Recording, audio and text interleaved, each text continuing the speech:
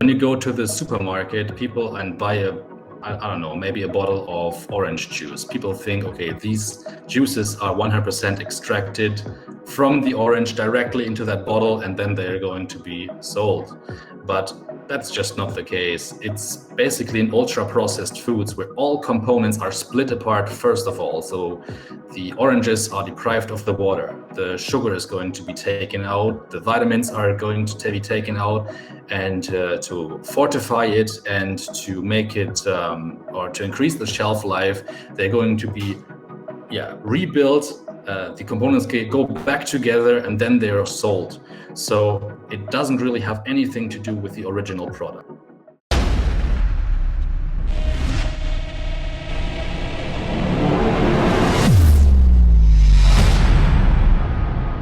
Hey guys, today our guest is Rubio Fuerte.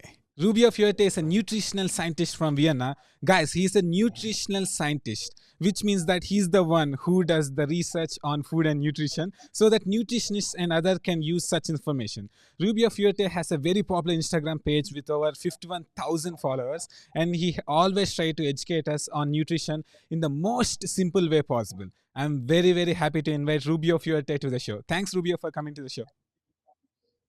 Thanks a lot, BNS. It's a pleasure to be on the show with you, and I'm looking forward to a great interview. Thank you, Rubio. Rubio, before we go into the interview, can you share where can people connect with you? Well, I have this Instagram page, just like my name, Rubio Fuerte. That's where you can basically find me. I'm also on Facebook with the same name, and that's basically how you can find me.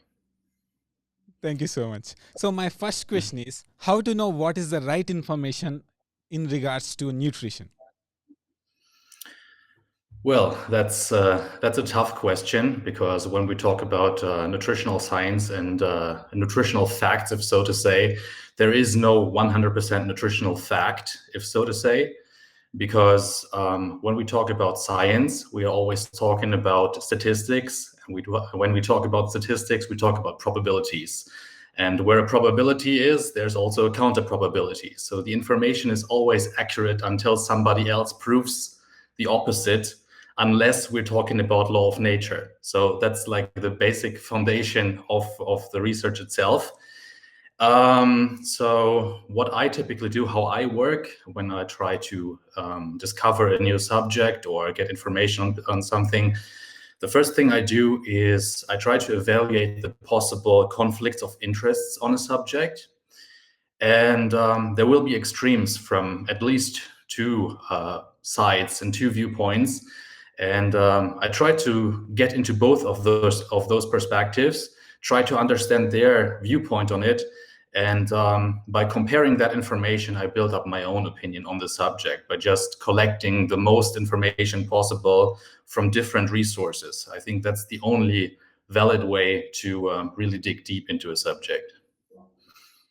Thank you so much for answering that, Rubio. Yes, and many people think that their science is the ultimate thing, but we have to evaluate on both sides and form our own opinions. Thank you. Thank you.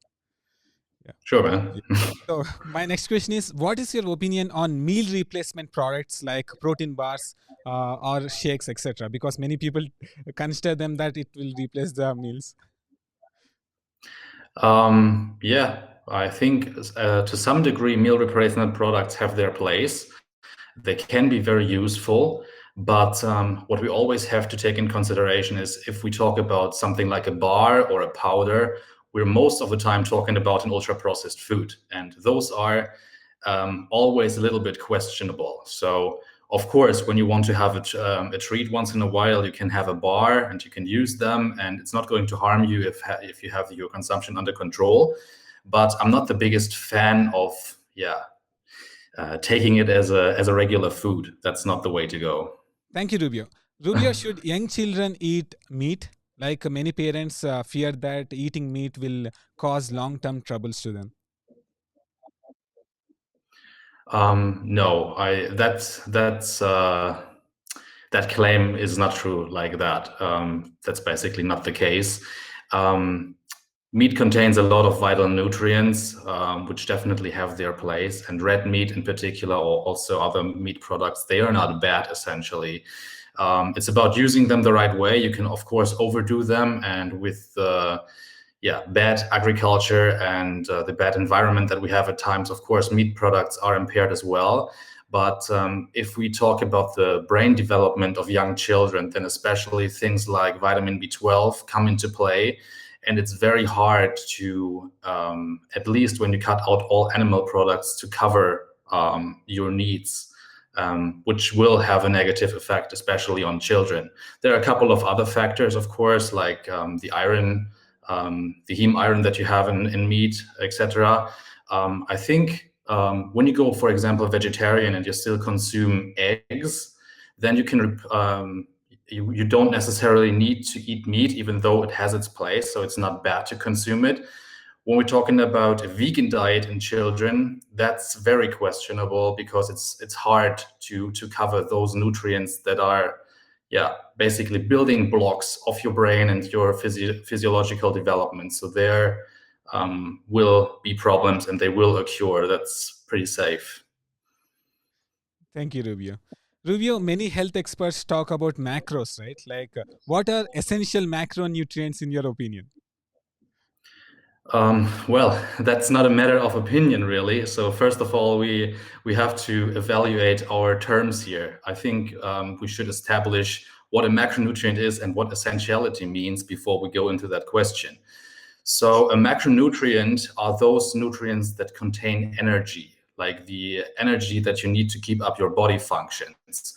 And macronutrients would be carbohydrates, fats, protein, and alcohol. Like, you can calculate alcohol in there, because in the end it provides energy, like 7 calories per gram, even though I don't recommend to take that. And essentiality means that you need that particular component to keep up all body functions. So you have to elementary via food consume it, otherwise your body functions will be impaired, at least long term. And from that perspective, if we go by that definition, we have two essential macronutrients, and those are protein and fat. Because most people think that carbohydrates would be an essential nutrient, but because of we have a process called gluconeogenesis, so we are able to produce glucose endogenously and keep up healthy glucose levels in our bloodstream endogenously. Carbohydrates don't need to be consumed via food to keep up the body functions, even though they have their place, and it's not necessarily bad to do that, at least a couple of times, or whatever diet you prefer. But it's vital to know that carbohydrates are not an essential nutrient. Thank you so much for clarifying on that, Rubio. Thank you. Yeah. And what is your opinion on the so-called superfoods in the market? Many people are like crazy about them. Well, superfood is a bit of a weird term from my perspective, because in the end we have natural whole foods and we have processed foods, which are not like something that you should indulge. And in the group of the natural foods, which are all good, so there is no like grade of better or worse. We just have different nutrient densities in those foods. So you could calculate something as a superfood if the nutrient density is higher, but that doesn't make whole natural foods bad as a whole or less valuable. I think the term is a bit weak, because in the end, it comes down to the right distribution of the foods that you're eating. And just relying on a single food component that you tell yourself is a superfood is not the solution. So that's my perspective on it, at least. Thank you, Rubio. Rubio, should everyone do intermittent fasting? No. The answer is no, and I can explain you why that is. Intermittent fasting as it's mentioned for many people with various conditions, and you can use it in treatments for certain diseases as well, especially because of the autophagy, so and the cell reproduction. It has its benefits in that sense. But there is no point, or where fasting is contraindicated is when you do it against your natural body signals. So if you have to force yourself into a fast, then it's going to have a negative effect and not the positive effect that you want, because you're going to increase the stress levels on your body. Because it's not healthy to try to suppress hunger. If you're craving for nutrients and your body says you should eat something, then there is a reason behind it typically. And if you say, okay, no, I'm going to fast now because I think it's the better option, that's where fasting is contraindicated. And especially when we talk, for example, about pregnant women and they force themselves into a fast, that's where potential danger really occurs. Thank you, Rubio. Rubio, can you explain the difference between hunger and addiction? Because many people don't know the distinction. Yeah, it's a bit of complex subject for many, so maybe I can clarify that a bit. So hunger means that your body is telling you that you need nutrients in order to keep up your body functions. So if you are really hungry, then you're craving for whole natural foods like vegetables, like maybe a steak or some piece of meat or fish or whatever, to just cover your nutrients in order to live a healthy life. When we talk about addiction or cravings, then we're talking about a disrupted pleasure center in your brain, because there is no physiological point of indulging ultra-processed foods.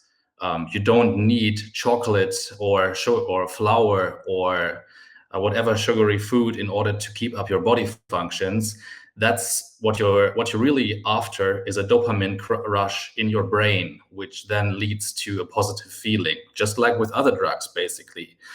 There are studies that show the comparison of that effect, cocaine, for example. So it's not that much of a difference there. It's the same effect. You try to induce a positive feeling with food, and this is going to harm you in the long run, because this is a self-reinforcing cycle. If you indulge sugary foods, this will, on the other hand, deplete you in minerals and other vital nutrients that you need, and then lead to further cravings. And also, if you have a dopamine rush, the next dopamine rush needs to be higher in order to induce the same pleasure. So you will slowly increase the dosage of the sugar or whatever processed food you prefer. And this is not a healthy physiological process. That's what an addiction is. So I hope the difference gets clear after that explanation. Yes, Rubia, you are saying that if people consume for emotional purposes rather than nutritional purposes, then we can say that they are addicted. Pretty much, yeah, pretty much. Even though it's sometimes hard to distinguish a bit, because yeah, sometimes people just crave. If the eat, that's also connected to the fasting part that we talked about. If the non-eating window is artificially too long, then it's very hard to differentiate between like emotional eating and eating for nutrition. That's also like a counter argument for forced fasting periods. Yeah. Thank you so much, Rubio. Rubio, many people think that eating lots of protein would hurt their kidneys. What is your opinion on? Mhm. As mentioned, first of all, protein is an essential nutrient, so it's very unlikely that you naturally overconsume protein if you crave for it. That's part one. Second, the kidneys has a natural exercise, which is the excretion of excessive nitrogen in your body, which is like the component that needs to be excreted if you indulge excessive amounts of protein. But that's not something that is going to harm you. That's like the basic exercise of the kidneys. So there is no problem with it, unless you're trying to really hurt yourself by promoting the protein intake artificially, by just going completely out of control. That is not going to harm your kidneys. It's a natural exercise of the kidneys. And if you don't have a prevalent kidney disease in the first place, then protein is not going to harm your kidneys. That's for a matter of fact. Thank you, Rubio. Rubio, can you also talk more about protein? Can you say its importance? I'm asking this question because many people don't know why there is protein. So, can you explain the importance of protein? Well, protein has multiple it's an essential nutrient. First of all, we talked about essential macronutrients, and you need protein basically as a building block for multiple um, things in your physiology. So if you think about your immune system, which is pretty much based on amino acids, you have in your blood an amino acid called albumin, which is a vital transport protein throughout your entire physiology. So without albumin, there is no life. And yeah, it's vital for the buildup of your cells. It's vital for your muscle tissue. Your muscle tissue basically depends on protein. It's a protein structure. That's also what you eat when you eat meat. It's basically the same on your body. So if you also want to gain muscle tissue, you have to eat the protein because it's yeah, basically the building block of your cell. So it has a vital function. It's not an essential nutrient for nothing. You need it in order to survive and live a healthy life. Thank you, Rubio. Thank you so much. Rubio, why nutritionists and dietitians are often offended when patients talk about low carb or keto diets? Well, I'm not sure. Basically, a lot of nutritionists and dietitians get offended by the fact that people make up their own minds in general. I think that's a vital point, because if you think about like healthcare and healthcare providers as a whole, they depend on you not knowing what you're doing, basically, so that they can give you the advice and sell it to you. And if you have a healthy individual that tries different things to help themselves, that's basically doing their job on your own. I think that is probably why people feel offended by not only keto diets or low carb diets as a whole, but by basically the fact that you're making up your own mind. I wouldn't push it too much on the keto diet or on the low carb diet. It's like when people get creative and try to avoid medication and try to avoid, like, I need this calorie reduction because my nutritionist said it. I find my own way. I test things and I want to be self-dependent. I think that's something that they can't support because that's taking their job away. Thank you, Rubio. Total understanding. Yeah. What is your opinion on soy? Um, well, soy products, I'm not the biggest fan of them as a whole, and that's for multiple reasons. First of all, soy products contain estrogen mimickers, which, especially with the raising prevalence of estrogen dominance in the society as a whole, not only in women, but especially in men, where estrogen dominance leads to side effects much faster than in women, like the feminization process, if so to say, even though if the evidence and research is low on that. If you look on the streets and see how the typical man nowadays looks, you get an impression that there are certain factors that are not contributing to that. And soy definitely contributes to those typical side effects of obesity, of chronic inflammation, and yeah, overweight as a whole. Of course, chronic inflammation levels in itself play a vital role there when we talk also about omega-6 dominance, etc. But soy products definitely contribute to that. And I'm really a bit, how do you say, scared if such an undiscovered subject, like we don't know how really the effects of soy products is if we just expose it to like vast amounts of the population. It's really questionable from my perspective to do that. Also, soy products often are GMOs, so they are genetically modified. That's another point, which, there's another subject where this subject or GMO and gene modification plays a vital role right now, but that's different. But generally, if you have something genetically modified and you're not 100% sure what epigenetic effects and what genetic effects it's going to have, that's very questionable if you don't have any long-term evidence on it. And that also applies to the GMO soy products. And again, when we talk about we already talked about children. the development in young age and as a whole. Soy products, especially then, is, from my perspective, contraindicated because there actually is evidence that the exposure to soy products is going to reduce the health of the thyroid, so thyroid function will be impaired, and the development, in a healthy way is impaired. So there's multiple factors that contribute to that. So I'm not the biggest fan of soy products. It's hard to argue for them from my perspective. I try to, as what I do with every subject, I try to cover it from different perspectives. I try to understand the positive side of it, but honestly, I don't really get it. Thank you, Rubio. Me neither. So, Rubio, how to eat for fast muscle growth? I know you are pretty buff and you are very muscular. So, I think you are the best person to comment on this. Well, fast muscle growth is hard to cover. The muscle growth is more like a marathon where you have to implement success behaviors in a long term that work for you, that you can sustain over long periods of time, and build up a physique that way. So, for example,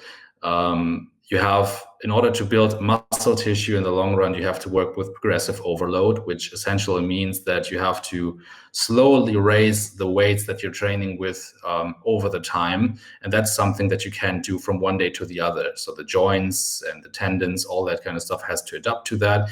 And you have to just adapt over the time, see that your working weight is going upwards, and that's going to have one of the major factors. Then we talked about the protein consumption. It has to be a routine for you that you consume enough protein, and that's not about like doing it short term. You have to provide protein and enough energy sources from fats and maybe carbohydrates. You can use carbohydrates there as well.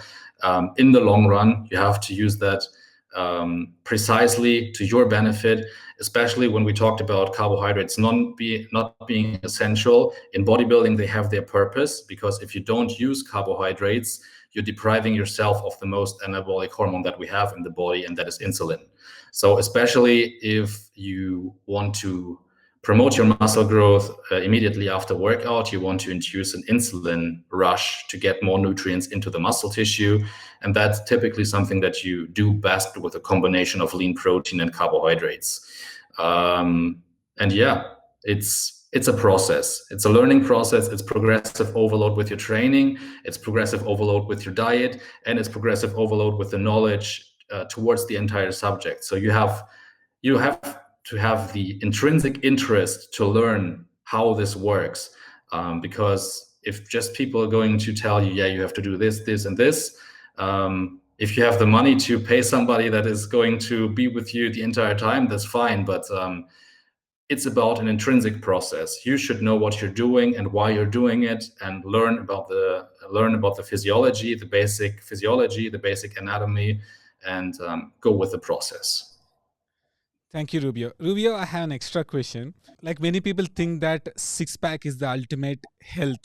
So can we say that people who are having six pack are considered healthy? Not necessarily. A six pack or visible abs, and they might indicate health, because they obviously indicate a low body fat percentage.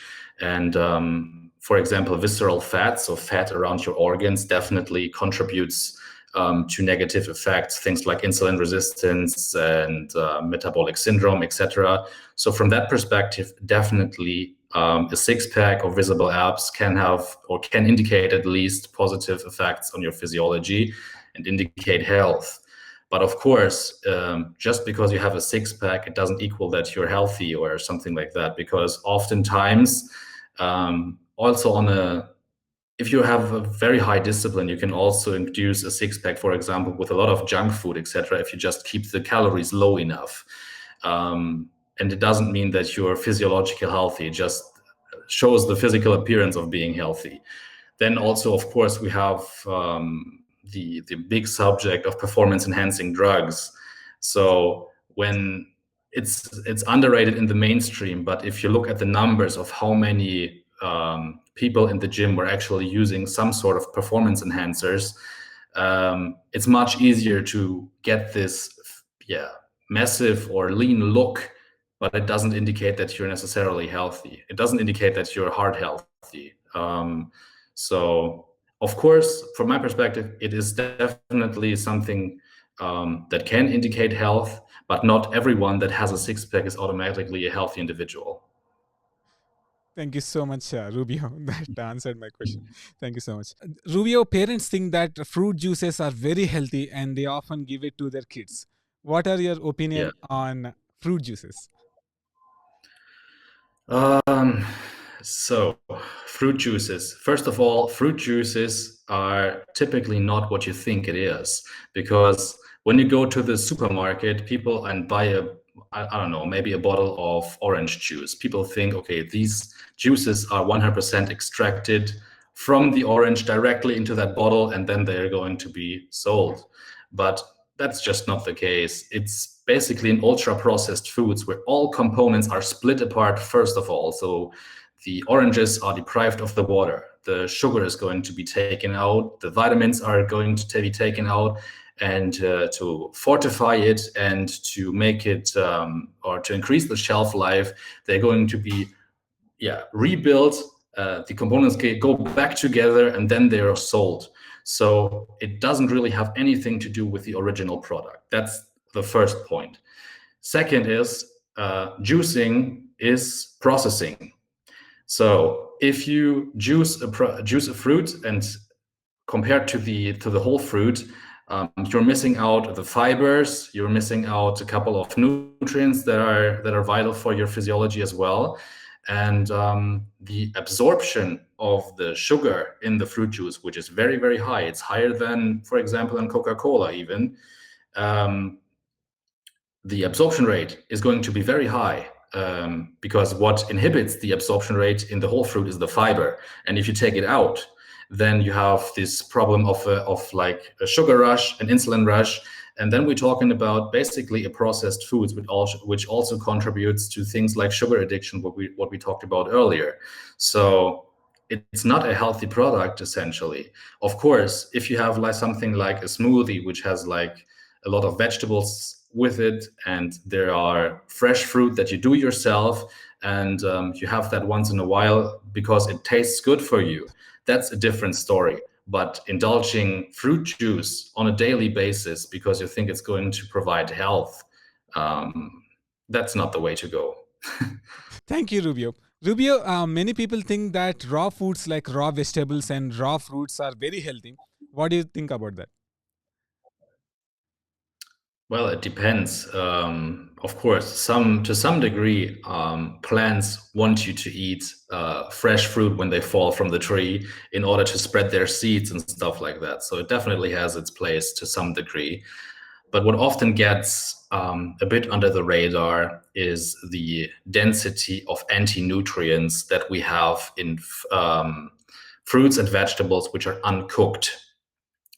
So especially when we talk about whole fruit, whole vegetables, like lectins, for example, in lentils, etc., or oxalates, and all these kind of, also what we talked about earlier in soy products with the phytoestrogens, all that kind of stuff. So not everything in the plant foods is good for you, because especially when we talk about vegetables, and something that is under the ground, the plant doesn't want you to eat that. And compared to animals, the plant can't run away. So what is it going to do? It has to defend itself somehow, and it's going to build toxins.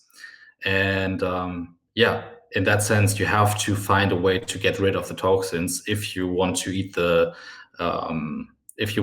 whole vegetables in the first place. Of course, if the exposure is not that high and you just snack on it a bit throughout the day, it's not going to do any harm in that sense. But if we talk, for example, about a vegan diet or a raw vegan diet where the exposure is massive, then you're going to have problems with high oxalate exposure, for example, which then again contributes to, for example, to things like kidney stones. So it's a bit of a question what you're aiming for. To some degree, especially raw fruit can be fine when we talk about berries, because that's the part that plants want you to eat. But with big amounts of raw vegetables, I'd be a bit cautious. Thank you, Rubio. Rubio, what is your opinion on detox drinks? Just like with the superfoods, the term detox drink is a bit misleading, I'd say, at least, because no detox drink is going to heal an acute intoxication.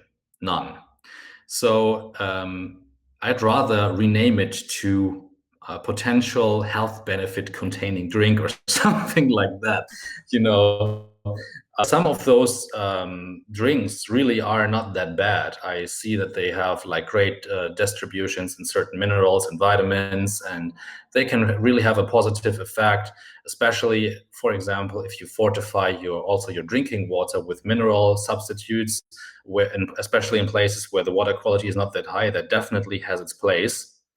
But it's not necessarily detoxification. I think that's a bit misleading. It's rather, something that you do in order to increase, for example, mineral absorption or the intake of certain nutrients, but you're not detoxifying. That's not how this works. Thank you, Rubio, for clearing that up. Thank you. What are the real causes of hypertension? Many people think that it's salt.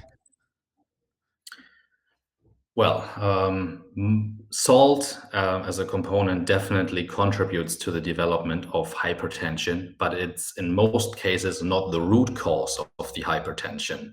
So to explain this physiologically, we talked about the kidneys when we talked about protein already. It's a vital exercise of the kidneys to balance electrolytes and fluids. So how much of electrolytes and fluids are in your bloodstream?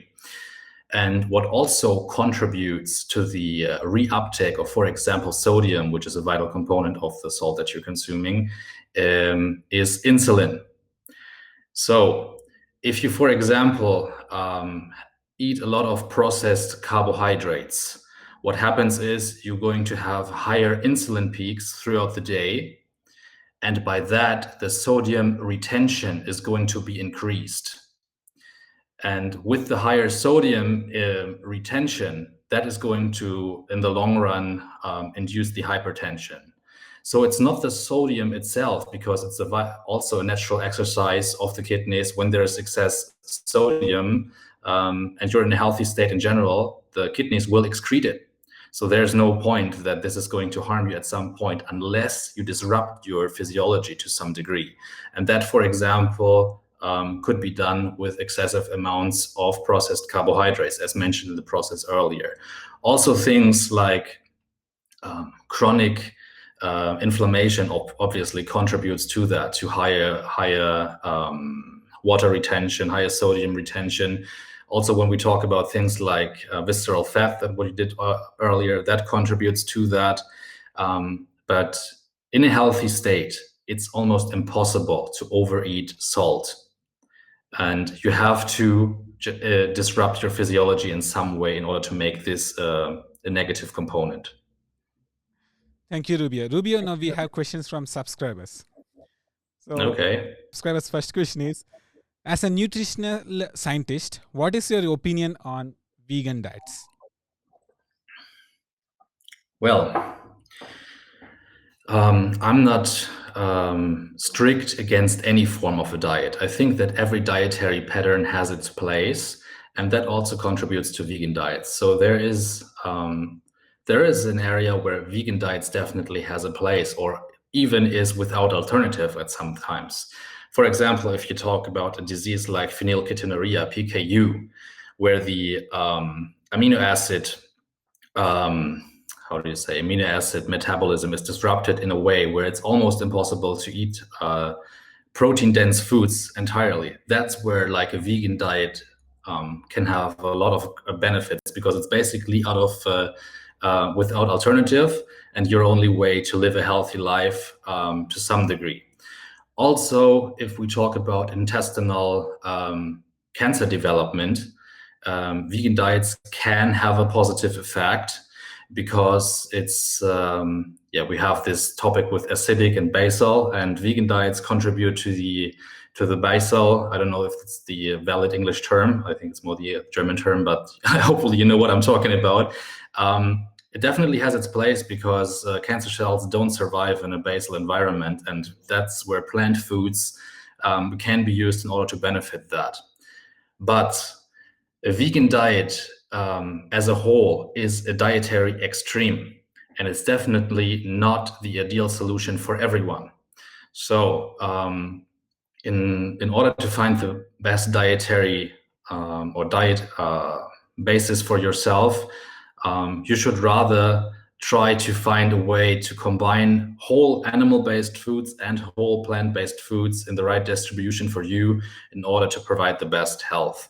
And dietary extremes like vegan have their place, as mentioned, but it's not something that you advise to everyone. That's not how you do it.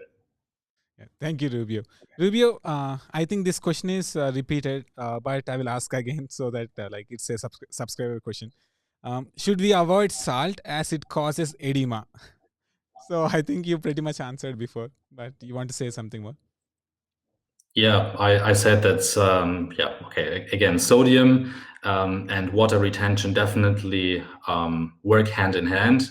Sodium has an osmotic effect; it retains water.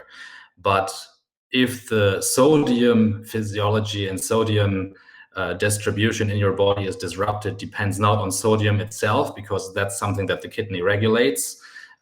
It's rather factors like insulin resistance, high exposure to processed carbohydrates that disrupts the physiology and the distribution of your minerals in general, and then in the long run leads to things like hypertension. It's not the salt intake itself.